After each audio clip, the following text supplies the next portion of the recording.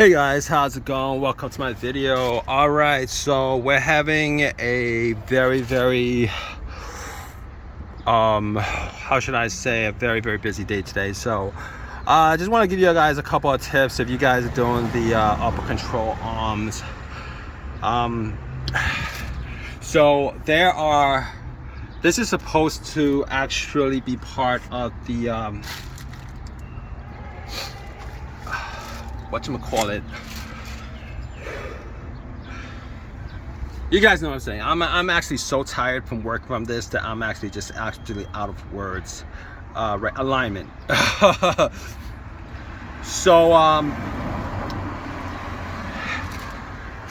basically, I had to get another kit because the bolts broke off. I actually had to saw the bolts off.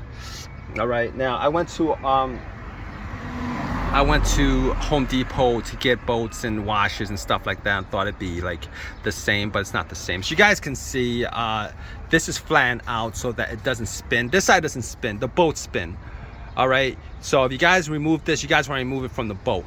Now what happens is, a lot of the times I've seen it on the other side. I didn't work on the other side. I've seen it on the other side where these little what are they, like I don't know, the little thing that sticks out, the rivets break, because I think a lot of people think that they can unbolt it from the outside because it's the easiest way to do it, and that's the most common sense way to do that. But apparently it wasn't designed that way. So because it wasn't designed that way, I looked on the other side, and a lot of these little rivets were broken because of that, which is what I thought, and I broke the rivets too. So what I did was I got 2 bolts and a nut, and pretty much held. I had to buy these I think they're called Camber kits for the Tahoes. I'm not sure, but I bought them. They're fairly inexpensive, like $20 or something like that. So I bought it and installed it.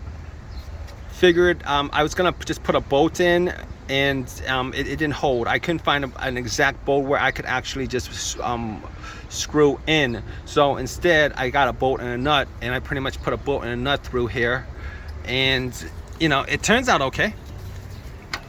It turns out okay, is what I'm saying. So if you guys ever run into this issue, if you guys are ever going to remove this, definitely look into removing. No, the only way that you could actually remove this is the nut. But I'm guessing a lot of people have to cut this out. I'm guessing there's a lot of people who had to cut this out, because that's what I did. I cut it out because it was stuck. It wasn't gonna go anywhere.